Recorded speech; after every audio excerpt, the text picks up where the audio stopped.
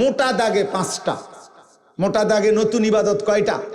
ইফতার, সাহরি, তারাবি, এরপরে এতেকাফ, এরপরে শবে কদর। শবে কদরের আল্লাহ বলছেন আমি আরো অতিরিক্ত মাল উঠাইলাম। রমজান উপলক্ষে আরো অতিরিক্ত কি উঠাইলাম? আরো মাল উঠাইলাম, আরো ইবাদত উঠাইলাম লগে। আগের গুলো তো আছেই, আগের গুলো তো আছেই, যে সমস্ত গুনাহ বর্জন করা এটা আগের হুকুম।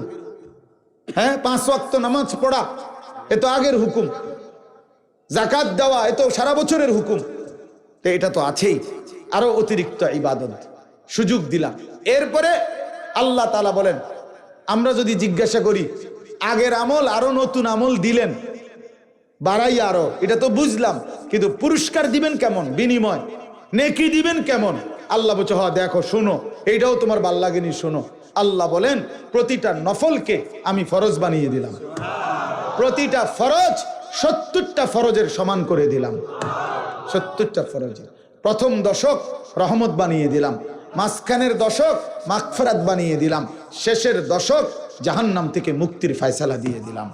হ্যাঁ, এরপরে আল্লাহর নবী সাল্লাল্লাহু আলাইহি ওয়াসাল্লাম বলেন মান ফাত্তারা ফীহি সাইমান কানা লাহু মাগফিরাতাল লিযুনুবিহি ওয়া ইতকা রাকাবাতিহি মিনান নার ওয়া কানা লাহু মিসলু আজরিহি। নবীজি বলেন কেউ যদি একজন রোজাদারকে সামান্য একটু ইফতারও করায় তাহলে তাকে 3টা পুরস্কার: 1 তার গুনাহ মাফ করে দেওয়া হবে, 2 জাহান্নাম থেকে মুক্তি দেওয়া হবে, 3 রোজাদারের সমপরিমাণ নেকি দেওয়া হবে।